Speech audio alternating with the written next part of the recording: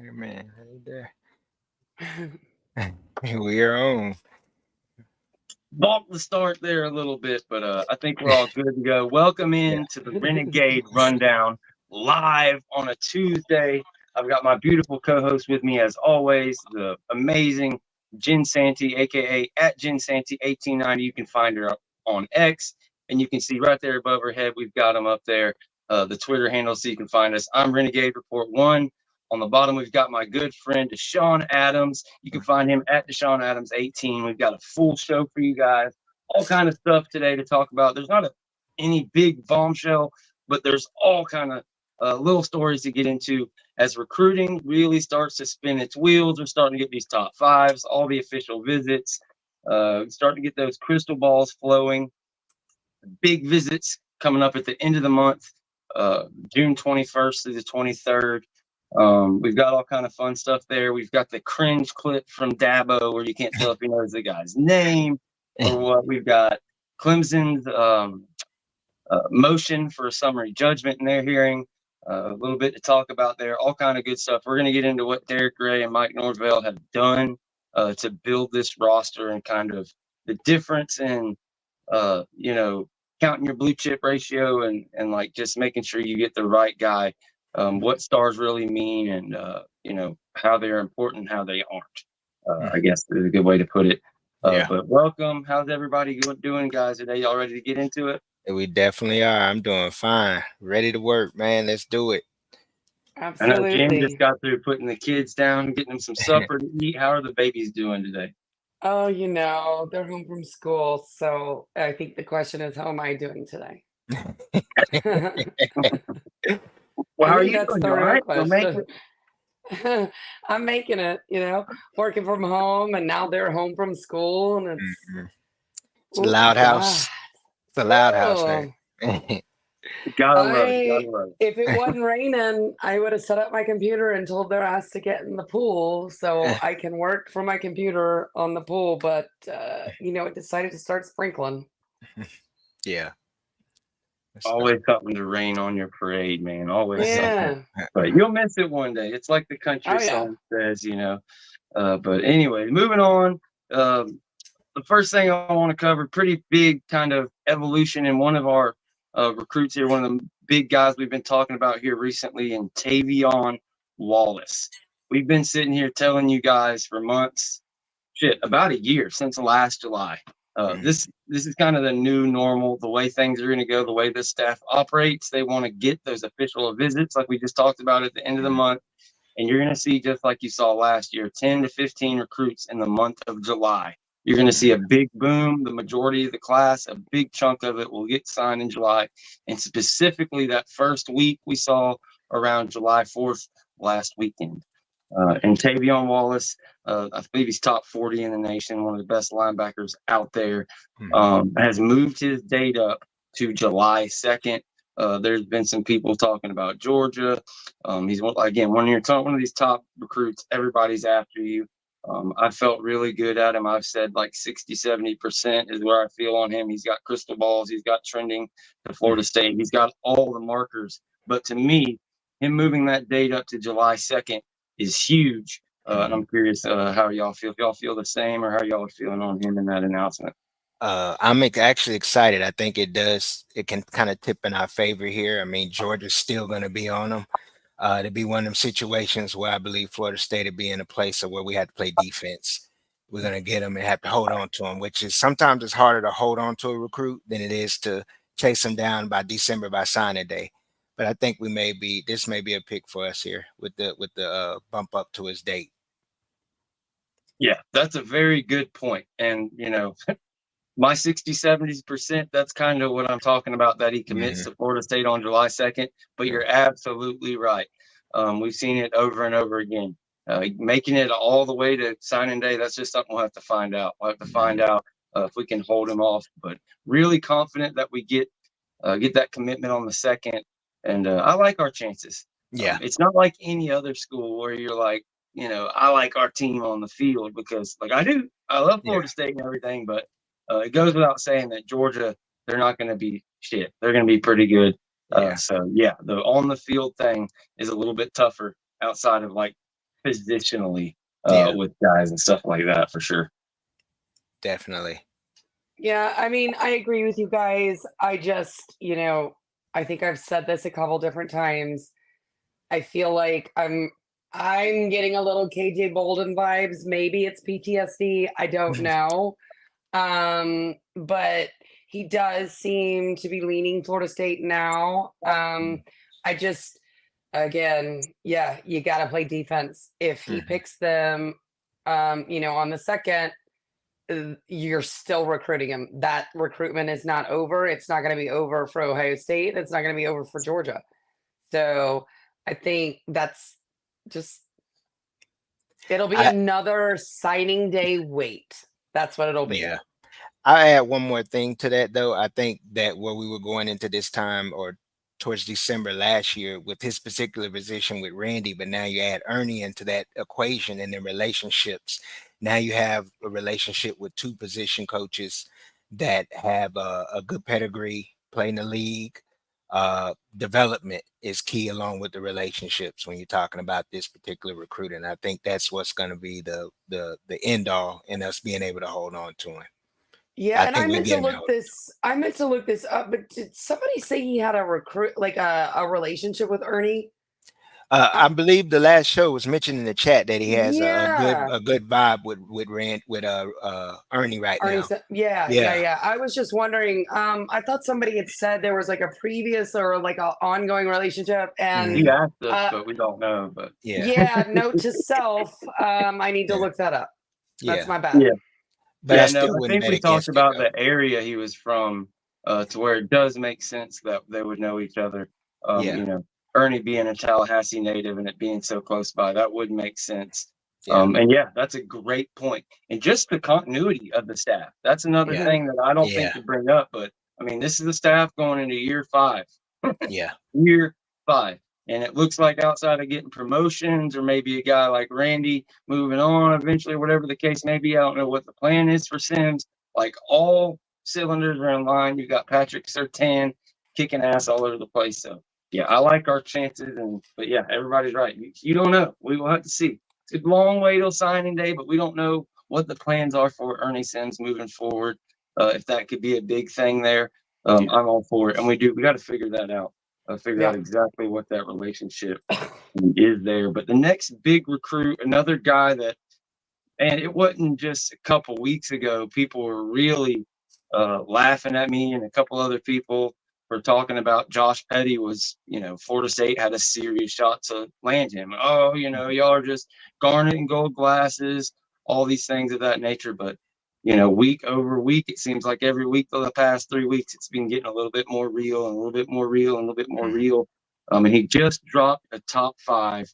And within that top 5, FSU, yeah. Ohio State, Stanford, Georgia Tech, and Tennessee. See, And I don't know about you guys, but the latter 3 on there, don't worry too much. Looks to much. be a pretty heavy FSU and Ohio State battle. Just when you look at it with no knowledge of the recruitment, what do you think about Petty? Oh, well, as we discussed in our last show, I think he's the anchor. Of course, we know a particular lineman in the Jacksonville area. There's been a lot of speculation behind the scenes as far as his possible decommitment, but going forward, we know that this is an investment that the staff is going into this year to take care of the trenches on both sides. And Petty is definitely one of the guys that will be a anchor and a cornerstone to the class in that particular position group. Without a doubt, man. I would absolutely love to land him. Like we've talked to you guys a lot. Like we're gonna sign a bunch of guys. We've already got Solomon Thomas Hmm. committed. Zaire Addison was really kind of comfy with UF the other day. I didn't like that. I don't know. He's one of these guys that really likes to get around and get the attention. You'd like to get him, but they're also recruiting offensive tackle Ty Haywood out of Texas. Yeah. They're recruiting Peyton Joseph, of course, we've talked about him a lot. Hmm. Um, Matt Buchanan, Mario Nash, Micah DeBose, the guy who's kind of that second level. That's maybe an LSU. Going to be kind of hard to reach him out of there. Also, a guy named Rowan Byrne. He's a 3-star, but another offensive tackle that they're recruiting. This is going to be a huge offensive line class, and I know you're like, oh, what? A top 5? Who cares? But it just goes to show is all these guys are reeling down to their top 6s, their top 5s, their top 3s. Florida State remains in the hunt. When you look at the teams around them, it bodes well for Florida State. I just can't wait to see this team kind of smash out there on the field. And one little nugget we can slip in here before we get into the Clemson stuff. I'm sure I sent this in the group chat. Pro Football Focus breaks down all the snaps of the individual offensive linemen and stuff. And over the past couple of days, they've done a couple of posts, and I put it together that Darius Washington and Maurice Washington combined 3 sacks last year out of like 1,000 snaps or something like that. Darius Washington, who the second half of the year really settled into tackle, but had to play all over the line. We continue to talk about how elite this offensive line is and kind of the performance it could put on to put us over the edge with this offensive line recruiting class. Were you surprised to see that with those 2 guys? I know I was pumped up. Like, it's like one of those things you try to tell everybody. So when the stats pop up and you get to read something like that affirms it, it's pretty cool. Yeah, I'm not surprised.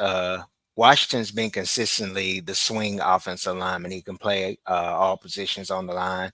Mo's only question has always been consistency with the health. That's it. And then it's keeping his weight at the right weight needed. So I'm not surprised. I mean, they've been there. They've been developed under the system. And they've just been 2 of the cornerstones as far as the offensive line goes. And going forward, still the same story. Yeah, no doubt.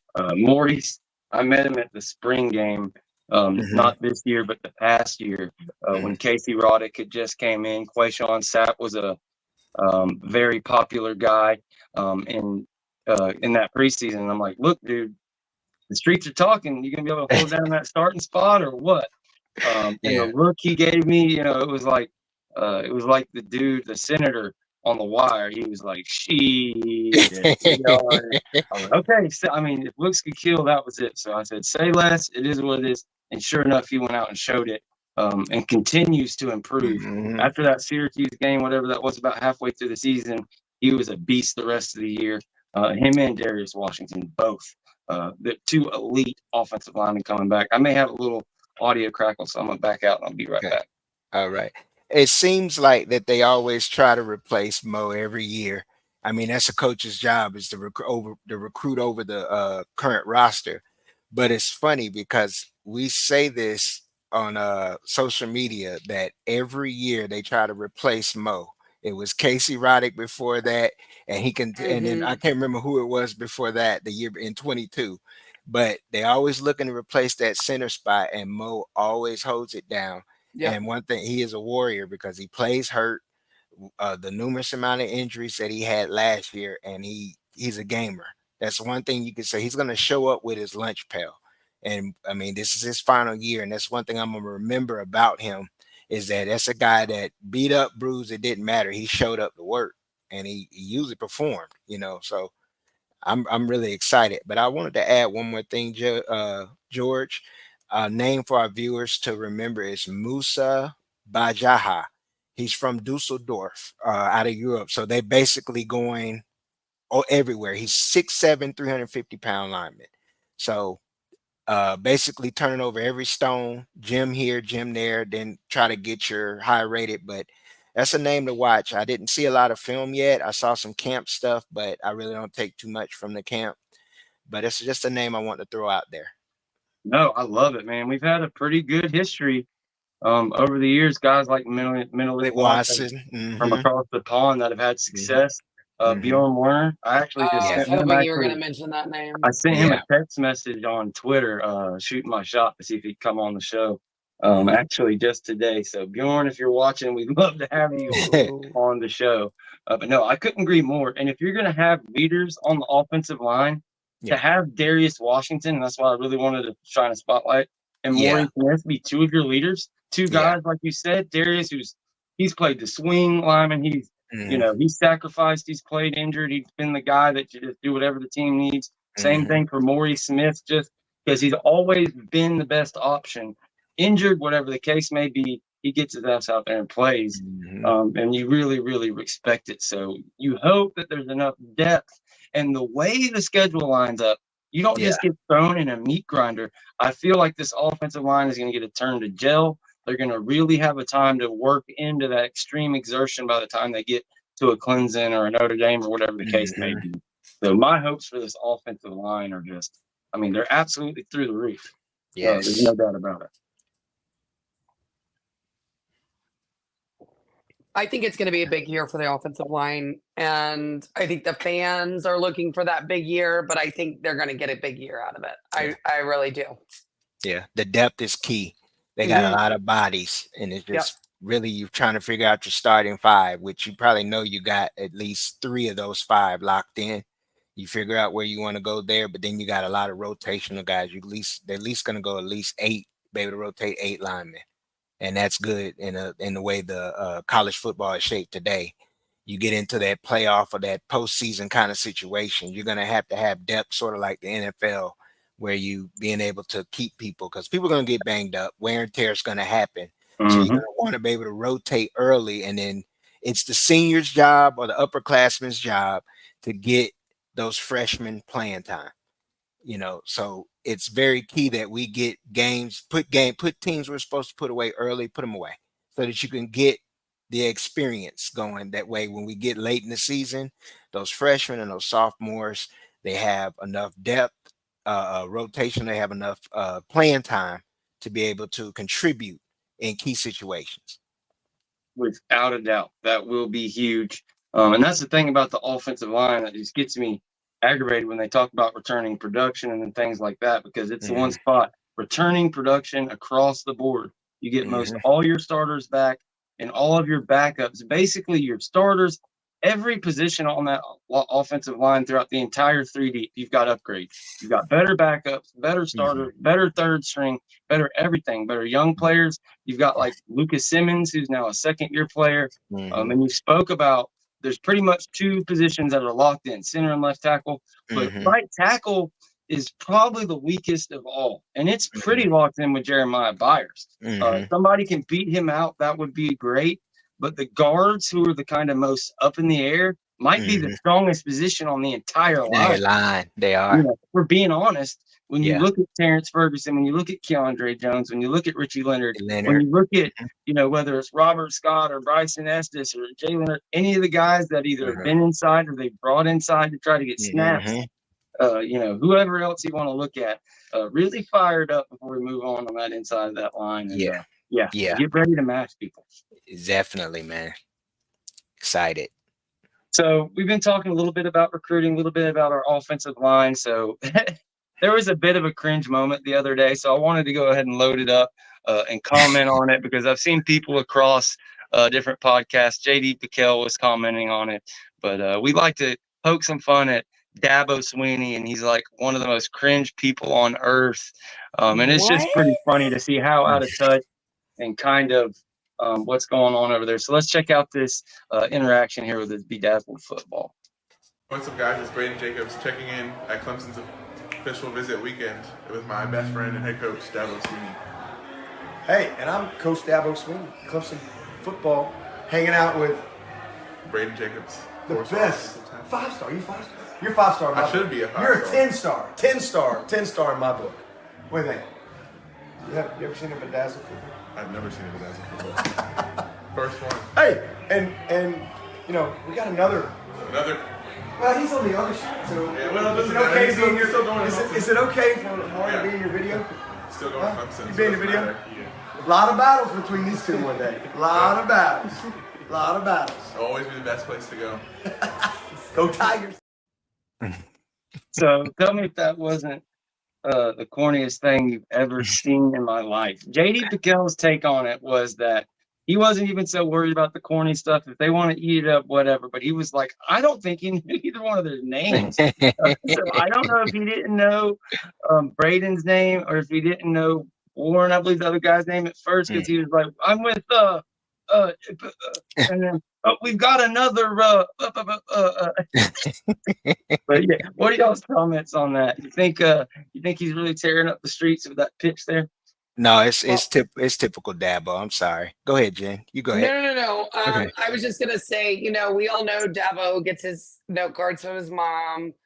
She has to like put his name in the back of his best sweatshirt so he can run down that hill. This was cringe on so many levels. He did not know that kid's name. He did not know. This was a scheduled event. He probably had 4 to 5 others coming through there to do the same damn video, the same cringe talk. And I'm guessing that if the other kids or anybody else had video of it, he would have said the exact same thing to them. You want to see a bedazzled football? How about let's see you write a play down and tell us what it says? Because we know you don't call them. It's cool, Dabo. You're the CEO. It's fine. I'm good with that. But like, this was bad. This like proved what everybody says about Dabo, that he is just a CEO, that it's like he goes through the motions.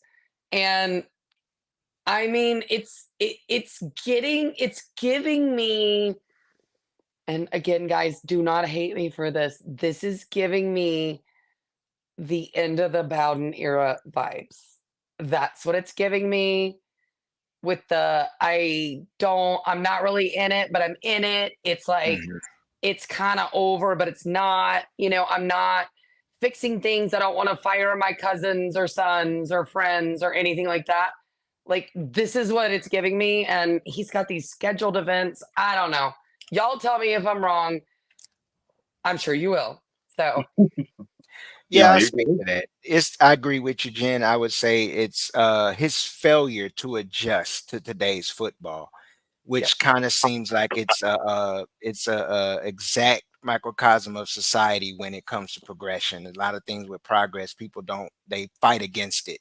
And like people who loved horses fought against the automobile. This is a similar situation in my opinion. It's just Blockbuster. Yeah. he refuses to move along with the trend. Exactly, George. When the videotape changed to the CD, when the CD went away and we had everything digital, it's the same thing. Dabo refuses to change. He doesn't Kodak embrace. cameras. I mean, Yeah. shit. They were like, they had the first digital camera, but they Yeah. didn't want to get everybody on digital cameras. So they said, oh, we won't put it out. We won't touch it. So by Hmm. the time they broke down and said, okay, we'll join the market, they were shit. It was over. They were bottom of the market. Yeah. That is a He good analogy he by you won't guys. embrace. Yeah, he won't embrace the portal, and as long as that happens, he can't continue the way he recruits. He only brings in 14, 15 kids per class, and you can't build depth if you don't go into the portal now because he doesn't bring in the 20 to 25 kids every year. So you're not accumulating the depth you need. So injuries will always be a downfall at this point.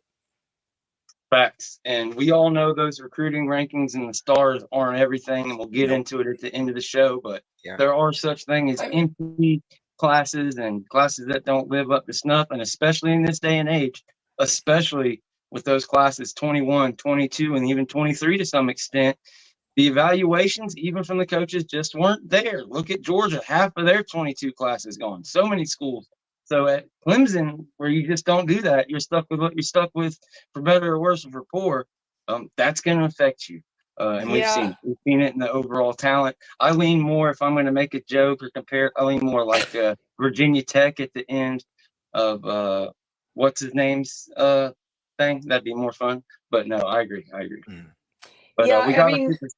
Go ahead. like for me, I never thought I would see anything cringier than before the 2013 game. Remember how they wanted to like break the world record for sound, playing Florida State with Jameis coming in there. And, he put on his best bright orange sweatshirt, got on that bus, drove around the stadium, ran down the hill, got his teeth kicked in. And I didn't think I would see anything cringier than the way he acted before that game, hyping people up. Like, let's break. I mean, it was the breaking of the sound record with the Guinness. But like, that's what that was. Does anybody else not remember? They were trying to promote Yeah. that they were going to do that. Like, Yeah. that was serious. They were really trying to do that. It was. I can't get started on Frank Beamer, Tom Cat. I can't. I just saw that name come up because if I say something, it's gonna be me. I it was so cringy, but that topped it. That topped it. That really topped it for me because he really just felt like he was just doing the motions. That's what it felt like to me.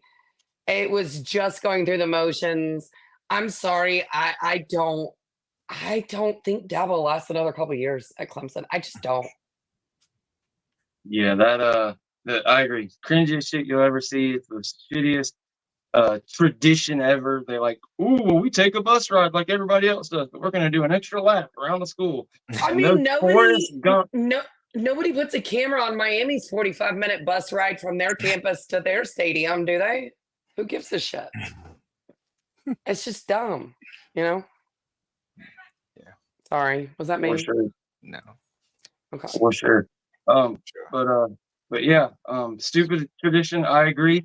The bus ride, the whole thing, those Forrest Gump highlights of him running down the center of the field with theme music and everything. I love getting those every time they come across the screen. But we've got a super chat here that's been up here for about 30 minutes from Marcus Williams. We got you, my guy. $5 super chat. We appreciate you. It's good transition into the next subject anyways. He says, if FSU was in the Big Ten this season, where do you think you guys would finish in your new conference?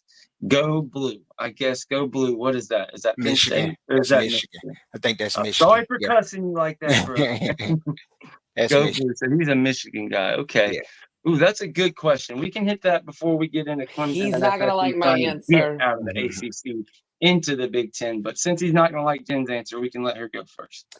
I say they lose to Ohio State and beat Michigan this year. Okay. Where do you think If it was this year, I think they lose to Ohio State and I think they beat Michigan. It'd be interesting to see how they pair up against like Oregon and possibly USC. Also, you got Washington and Penn State. I would say possibly like a 9-3, 10-2, sort of like 2022. And my reason for it would be simply the trenches, still having to get better in that area.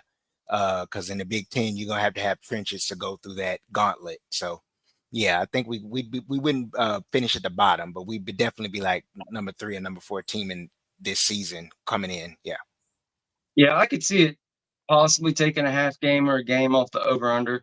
Yeah. I agree that it could be a gauntlet, but the thing that we have to remember too, this is the first year. I don't know how much anybody's studying, but you're not going to get everybody.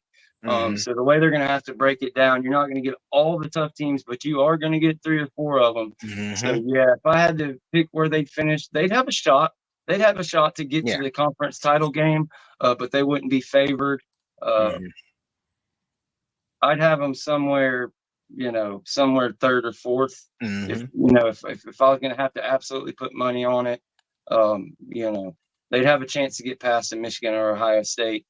Maybe a chance to split them, like Jen said, but then you've got to not drop that game to Oregon or whoever else. So, yeah, I agree. Somewhere in 3rd, 4th range with 9 wins, 10, 11, if you're like really, really, it all comes together. Yeah. But we could talk about that all day. We got to move on, but like, holy shit. I mean, the Big Ten would be so much fun. It'd be like bowl season all year long. I'm down for all those matchups. And however it turns out, I don't care. Just get me over there. Yeah, I'd like to see how USC turns that defense around. I think my 4-year-old could go out there and score on USC's defense. So I'm hoping that changes for them. But yeah, the reason I said that about Ohio State is they're stacked. They've got a great coaching staff. We know that. And Michigan they're going to have a new quarterback. They've got a new coach. They've got a lot of new things coming in. Oregon is stacked. Again, I question Oregon because they're just a team that is always a bridesmaid, never a bride, So I need you to show me something. I need you to do something a little bit more. Get in the playoffs. I know they won some games in the playoff, guys. I get it. They beat Florida State in a playoff. Win more. Actually win a playoff. Win a championship. Let's do it. I just need to see a little bit more before I can make that opinion. That's where I would go. Yeah. All right. Well, now that you all know what we would think about a possible 2024 Big Ten run that'll never happen, I would like to also say that I am happy to just soak up this easy-ass schedule. Florida State finally has that almost like a coastal-esque schedule like Miami had for 15 years. So after facing LSU to start the year, Alabama before that, all the different years of the coastal freaking nightmare bloodbath, I am happy that we only have 3 or 4 legitimate tough games this year. Give me all the gimmies we can get. And yeah, 2025, let's go Big Ten, SEC. I don't give a shit, whatever it is. But into the next thing, we didn't get to cover this the other day when we were talking about the litigation and everything, but we did get a breakdown. We finally got access to it. Clemson has a lawsuit going on just like Florida State does over in South Carolina. Me and Deshawn were talking about it before Jen got in, and he was talking to me about how the fact that it was backwards. Over in South Carolina, Clemson got to file their suit first. They beat the ACC to the punch. So they're stuck in kind of an opposite situation. But the latest filing to come into play up there was Clemson's motion for a summary judgment. And I know that might be like Chinese or something to you guys. So I'll borrow some of my guy Doug Rohan's words there to kind of sum it up for you. And the way he puts it is that in the lawsuit, if you believe everything the other party says and they still cannot win, overcome the rights, then it doesn't matter. So basically, even if the ACC, everything, they win their entire case, no matter what they prove, it doesn't matter. Because the way that Clemson has interpreted and that Florida State is now interpreting the grant of rights is that unless Florida State or Clemson in this case in their lawsuit is to somehow stop the ACC from fulfilling its duties to ESPN and continue playing as a conference, then they're not in contempt. They haven't broken anything, and their rights just remain in the ACC. So they will be able to go out and shop their future rights. First thoughts on this. My first thought, looking at it and reading it, I'm like, okay, well, basically what they're saying is unless enough teams leave for it to affect the ACC to where they can't move forward, then Clemson's good. They're not breaking the contract. But if that threshold were to be met, if enough teams left to where the ACC could no longer fulfill their requirement to ESPN and put on a conference, well, then the conference dissolves. That's within the contract. If 8 people, 7 or more leave by June 30th, then it dissolves. So it's a very interesting thing here because, as we've talked about, these cases are not on track to get finished up by August 15th, much less February of 2025 when the ESPN deadline comes out. Like, these things are going to be in court for a long time. We're talking about right now the motion for summary judgment that Clemson filed in South Carolina.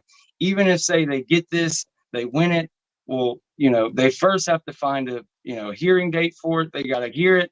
Then if they win, then there's bam, right down to the Court of Appeals, just like Florida State did in their judgment in North Carolina.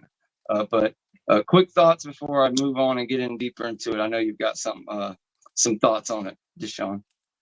Yeah, the only thing I would speak on it too, and I'll just move on and let Jen, if she has something, I would say it seems like they want to attack the validity of the damages claim that they would have, the kind of damages as far as if Clemson or FSU left, the damages to the conference.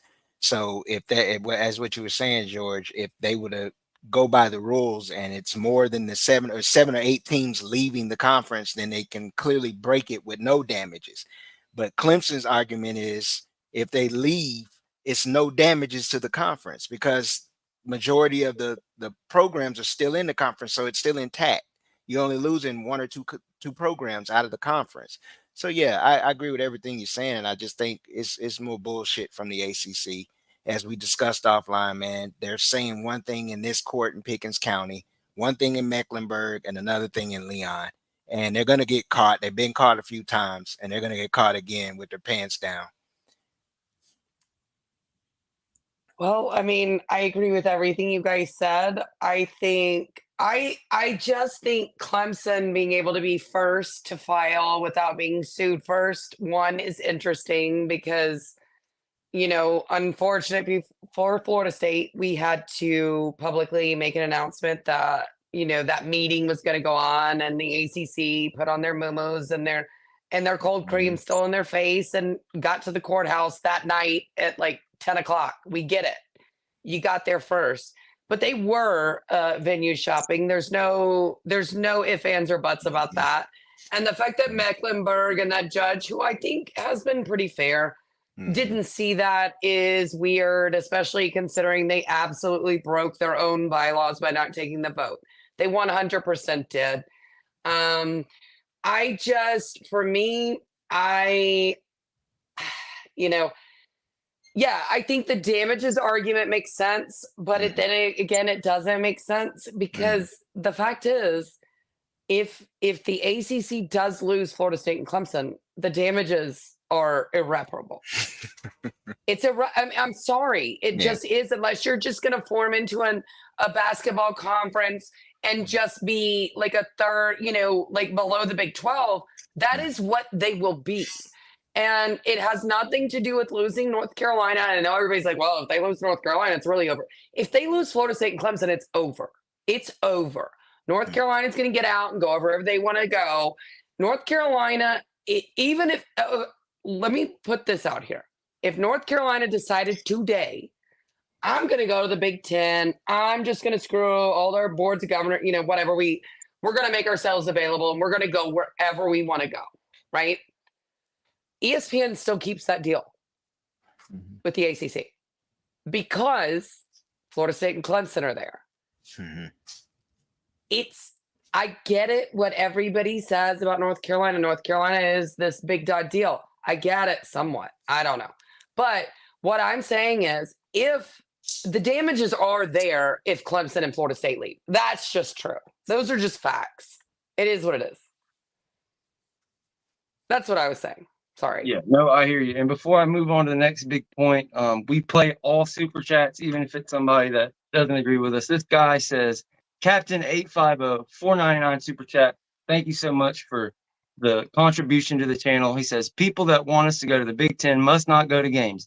No one wants to go to Columbus or Ann Arbor or any of those other S-holes. Well, you're like a very rare bird, because all of our FSU buddies, everybody that we talk to, all the people in the Champions Club, all the people at the tailgate, all the people that we mess with, 90% of our members, there's some SEC people, but they're not crazy like screw the Big Ten like you. But that's fine. I mean, opinions for everybody. The SEC wouldn't be terrible, but no. I mean, Florida State was built on that. Florida State was built on going and playing Nebraska, going to Ohio State to play them, going to Michigan and playing all those guys, going to USC. That's any place, anywhere, anytime. So disagree with you there, but we love. I love the motivation there. I love the I love the super chat. We'll just say that. Yeah, I don't really get the travel argument because we're now stuck. If we stay in the ACC, we're stuck going to Berkeley, Stanford, Syracuse, Pittsburgh, and Boston. I mean, what in the world? Give me the shoe. Give me Ann Arbor any day of the week over those. You want to talk assholes, dude? Like, that is some crap. I hate that. Snuggy Hill? Are we kidding ourselves? Yeah, no doubt. I'd rather catch a flight. I'd rather catch a flight to Columbus than to catch one to Memphis, and then you have to drive down to Oxford. No, Memphis then you have is to fun. drive. No, I'm talking about catching a flight to Memphis, but then you got to drive to Oxford, Mississippi, right? And then you got to start a bill. Yeah, there's no direct flights into those. And do you know? And do you know what the drive is from Memphis to Oxford? And when I say dull, I mean there is nothing. And then you drive down this huge, highway of like hardly. I mean, if I'm going to be on the road, I want it to be a fast food pig tour. I want to stop at every single horrendous fast food place, restaurant. Like, that's what I'm going to do. But that doesn't happen. But you know what does happen when you get to Oxford? There's this huge, and I swear to you guys, it is so big. It's probably the size of my back wall. And it's like this huge Confederate flag. And you're like, oh, I'm in Mississippi. Marcus Williams comes through with another $2 super chat. Our Michigan fan in the house. He says 107,501. Go to Ann Arbor. Why it's called the Big House. So he's going to flex on our guy that was saying nobody would want to go there. He says 107,000 show up every home game. So yeah, I'm with you, man. I would love to go down there and whip up on your Michigan Wolverines. But we appreciate all the super chats. And we'll finish up this thing on Clemson's motion for summary judgment. If I can get back in the mindset of where I was there, there's one major big point at the end to kind of break this down for you guys. And it's a bit of Latin. It's called inclusio unis est exclusio alterius. It stands for the idea that if you include one thing or a list of things, you intended to exclude all other things. So basically what Clemson is saying in here, kind of to what Deshawn said a little bit better than I did, the contract says that Clemson is only responsible for, while in the ACC, complying or giving up the rights that are granted to the ACC necessary to comply with the ESPN agreement. So, that opens up to all kind of things. Basically, it means not NBC. It means not Fox. It means not anybody else. If ESPN decides not to extend in December of 2025. And it also means that if, Clemson leaves, they can't, the ACC is saying that when Clemson and FSU leaves, they get the rights back and they can shop them to whoever the hell they want. The ESPN contract will go on and do its thing like normal, and they can sell it to NBC. They can sell it to ESPN, whoever wants, because at that point you're independent. And that goes so far against what they say is in the actual grant of rights and in that ESPN agreement. So that's huge there. And that's basically, all I've got on it for now. If anybody has any questions, feel free to pop them up. Seems like you guys are having a lot of fun. We're up to 81 people in here today after being kind of slow the last couple of weeks. Pretty good show for a YouTube crowd. We really appreciate you guys. Thank you. Anything before we move on from the Clemson lawsuit and kind of the effects of it? No, not me. No. Nope. I'm just ready to get out. I'm just ready to get out. I'm so ready to get out and not have to deal with like weak fans anymore and like those weirdos. It'll just be fun. It'll be fun. Yeah, be for fun. sure. New travels, new team conference. It is just get us out. Yeah.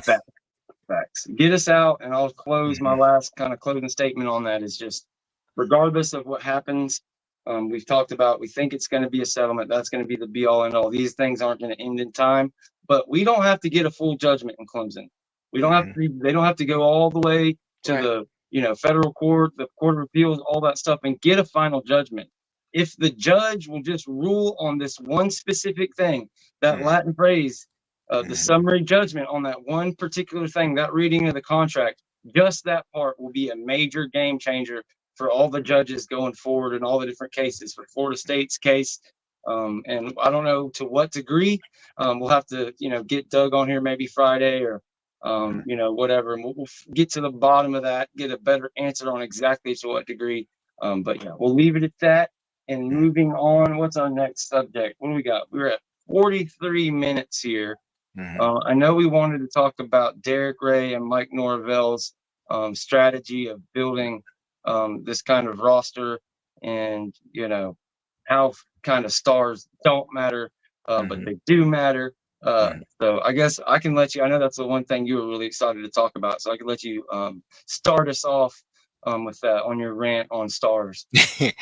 Well, I just speak to our viewers and I say this, as for as long as I've been following recruiters, it's always been about film, fit, and scheme. I think when the publications and those subscription websites started, it kind of changed the game. And I'm not going to say that they don't have decent evaluations, but when it comes down to what, like Ray said, it's always about what the coach and the coaching staff is looking for.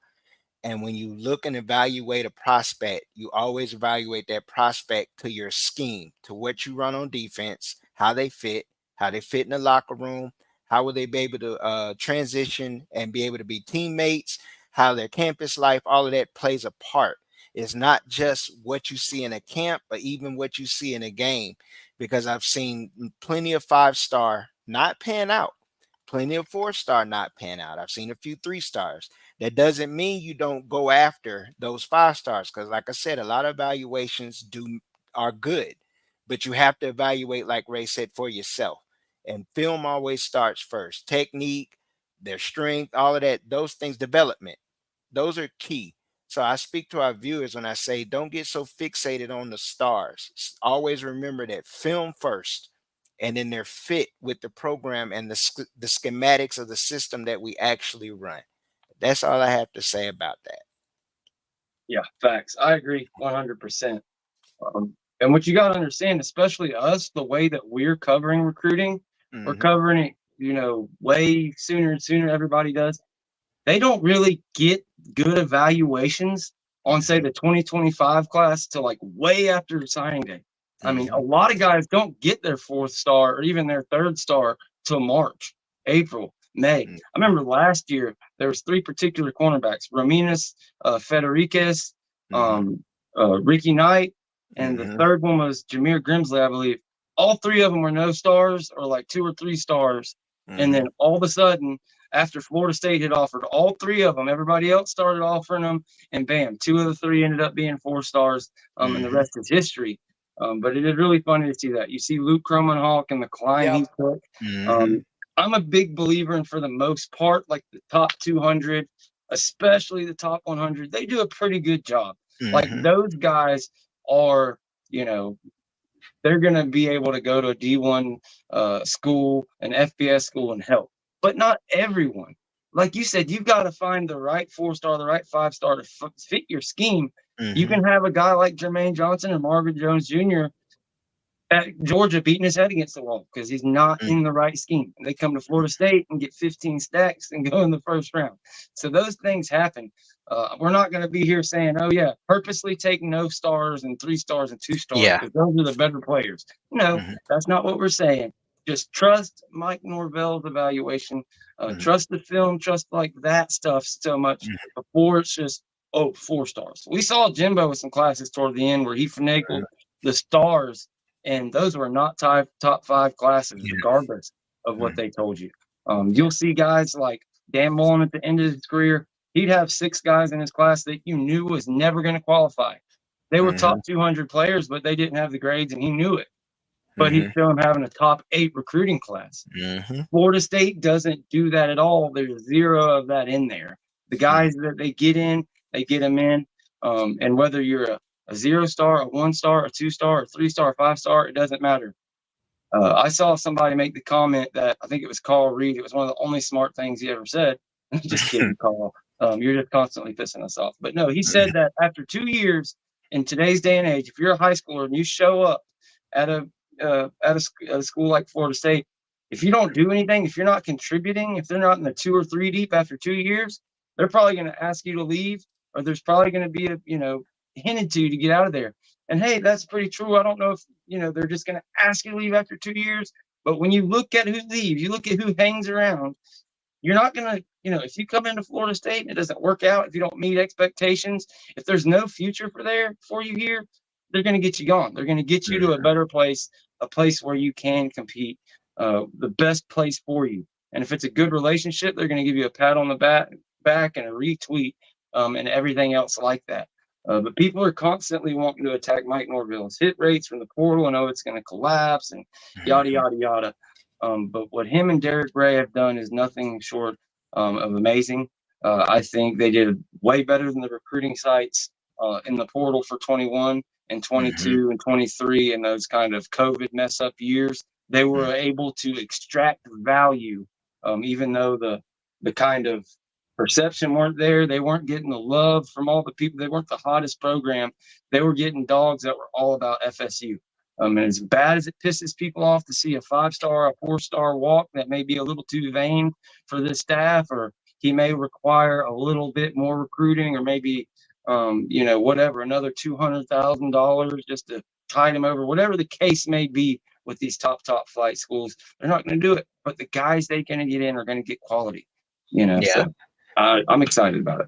Yeah, I would add talent acquisition and development are 2 things that are always an important part in the program, but you have to add now with today's landscape, talent retention. That's the Yep. third thing that you add now. So it's not just about getting a big class, whether it's a portal class or recruiting high school players, that class. You also retaining the players that you have, either whether they decide to transfer through various regions or thinking about it, or NFL aspirations like we had last year. We were able to retain so much potential NFL players to hold them over for another year. That's key. That's also key for every program in the country.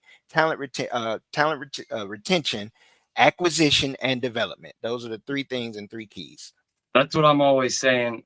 Taking out the development part, just the three pillars of recruiting in today. Mhm. It's high school, the portal, and retainment. High school, portal, retainment.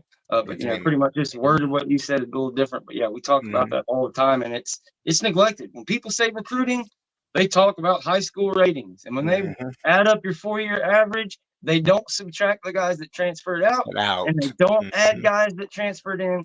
I think it's ridiculous. I'm not going to give you guys that rant. We've had it a bunch of times. But just know that we're in a good spot. There's a couple of things I want to shout out before we get out of here, and I'm going to open up the phone lines right now before I forget. Congratulations to Jamie Arnold and the Florida State men's baseball team, as they have secured a spot in the super regional, hosting that super regional, not losing any games. They've got UConn, so they just got to take down UConn a couple of times, and they'll be in that Elite Eight.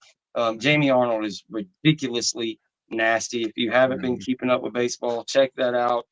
We've got dudes nailing the ball. We've got pitchers pitching their ass off. The bullpen has done their job, which they haven't had to do much. We've had guys pitching 8.5 innings and things like that.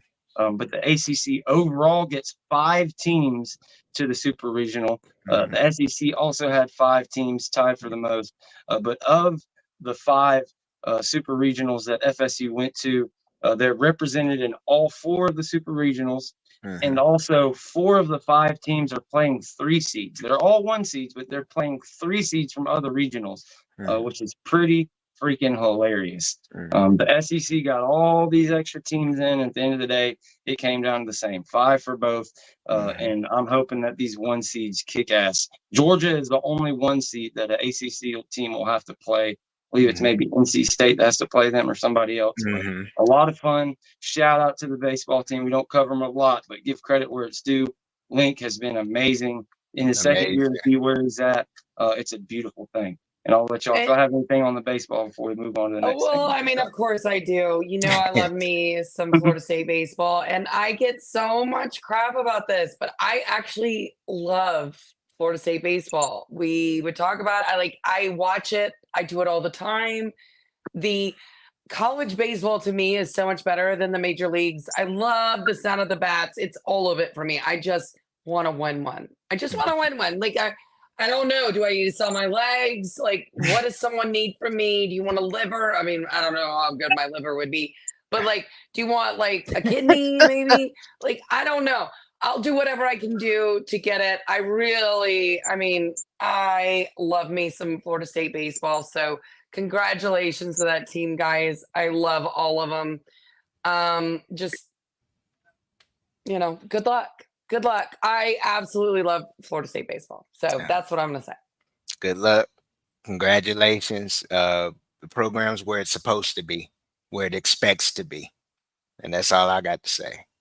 Facts. 40 super regionals, however many College World Series. Let's just get there. Let's win this bad boy this year. Yep. Let's do it. Let's go win it. There's not a ton of great teams out of there.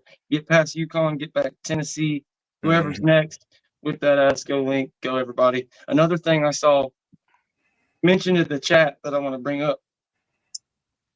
Florida State High School Athletic Association, or whatever it is, the FHSAA has approved NIL for high school athletes in the state of Florida. What are the repercussions of that? Let me tell you, the very first thing I thought of when I saw that, I said, holy shit. Does that mean that the Battles Inn gets to start a high school department? And you can start paying JV, he's in Georgia. Whoever, you can start paying your Florida commits early. Can you start paying commits their senior year, not to take visits and things like that? Holy shit. We're gonna Yeah. see what the rules are, but this shit just keeps getting crazier and crazier. Yeah, it gives them opportunities to make income off of their name, image, and likeness. As it said, they can do commercials, billboards for the high school, all of those things. So that I find that living in Georgia, I understand. Now, if they make sure they can get the coaches paid, because those $1,400 stipends that I hear about in Florida, you're gonna lose a lot of coaches because of that. And a lot of coaches have left the state to go seek better opportunities. So I'm really glad that they're being able to sew up things for the high school athletes in the state, that they'll be able to make some income off of their name and image. Well, I think Ruiz is probably going to come out of a lot of money here pretty soon. Like Life Wallet might go broke if he gets to just start paying like high school kids. Cool, like do it. But again, okay, let's see how it goes. I don't know how this is going to work for high school kids because obviously their parents are going to have to sign off because they're not 18, right? So this is going to be a little weird. So let's see how it works out before I don't know. I think this is going to be a little different. It's almost like they're using the law for child actors almost for it, you know, with the way they're paid and how their parents can approve it or something like that. I don't know. I need to see a little bit more on it. That's what I need to say. Yeah, I mean, right now we have no idea. Yeah, that's just that. But the question is kind of what you could possibly imagine. Like, what was your first thoughts of it? But nonetheless, it's going to be wild. I can't wait to see what happens. We'll just have to see. We'll have to wait and see. Like Jen said, we also found out a few cool things. We found out that Florida State and Mike Norvell actually specifically got $150,000 bonus thanks to the new APR, the academic progress rates. Florida State came in with its highest score ever of 997 out of 1,000. All those academic all-stars. It's a beautiful thing. To me, what I take out of that is it's a spitting face to all this bullshit about, oh, y'all just get mercenaries and y'all are doing this and y'all are doing that. No. If you're one of those people and that's what you think, that we're just getting rentals and we're not a program and we don't develop and all those things, you go look up what the APR is, how they calculate it. And again, it's a multi-year score, that's based over 4 years is how they average it and come out with that score. So yeah, go look that up and tell me what's going on at Florida State. Yeah. Well, hey, I'm proud of it. Who knew that Mike Norvell would be so great when he came? I had no idea. Yeah. Just saying. That APR matters, man. Make sure the kids are graduating, getting the grades right, good in the classroom, good on the field. That's all you can ask. Absolutely. We also found out, straight from the horse's mouth here, Braden Smith turned down a $400,000 deal from USC to play for Florida State. He said in his own words, it was upwards of like 400,000. It was in that range, like, between 2 and 4. That's from Logan B. Robinson at SI.com's Noel Game Day. I thought that was pretty cool, just knowing that he spurned USC and just like, holy shit. Could you imagine him going out there and just getting lost amongst that shit show of a defense? It wouldn't have mattered. It would have been like that Georgia game. It would have been like Daryl Jackson in the Georgia game. Every game. Yeah, for the whole year. So I'm definitely glad. He definitely picked the right one there. There's no doubt about that shit. Yeah. Worked out in the end for him all the way around. For sure. What? Go ahead. Oh, I was just gonna say, yeah. I mean, I saw that article. It's weird when they're kind of allowed to break that wall and talk about it. I don't know if there's some sort of deal that they make, but you never hear those backstories, so I always find them a little interesting. And the fact that he said he was just looking around and said, yeah, this isn't for me, that the money didn't entice him. And my thought would be he was being very nice because I think the defensive coaching staff just didn't entice him. So I guess he saw that. Oh, and I was gonna say, I think he saw that 400 grand come off of what he would be drafted at, and was like, I think I'll be good to just forego the quick money and go for the long run. That's what I was gonna say. Yeah, the irony that I told you about George is that he ended up in LA at the end anyway. Yeah. He ended up in Los Angeles one way or another, but Yeah. they didn't pay him peanuts. He still got a big offer from Florida State, but still the fact that they were, ahead in that process or whatever, offered him that before he ended up staying at Florida State. It's cool to know. I guess I misspoke. So their average, the multi-year APR is 982, which is still the highest in program history. The single year APR is 997. Okay. Just moving on. That's about it for today. There was a little bit of news involving NC State and North Carolina, HB 69 or something to that nature. Some kind of bill that basically stipulates that North Carolina and NC State have to play ever so many times per 10 years, every other year, whatever the case may be.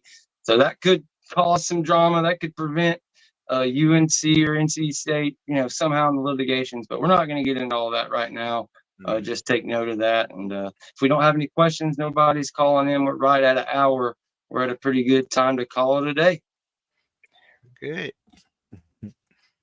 Thank you, everybody. That's good. And y'all make Thank sure you, y'all guys. please like, share, and subscribe. Facts. Do it. Everybody get that like, share, subscribe. Make sure you go back and watch the roast with Jen, Tiny Hat, and our guy, the real Coach JB, Jason Brown from Last Chance U. He was on last night on the Renegade Roast. So go check that out. And we will be back right here Friday at 7 Eastern. We're going to have some fun. I'm going to plan a really fun show for you guys Friday. And we'll see you then. I'll also be tomorrow on the Voice of College Football at 6 Eastern. Me, Chris, and James. So go check that out as well. Make sure you get over and follow Deshawn, follow Jen. Get over and check out Deshawn's YouTube channel, Double D's Let's Talk About It as well. And we'll see you next time. Night, guys. Good night.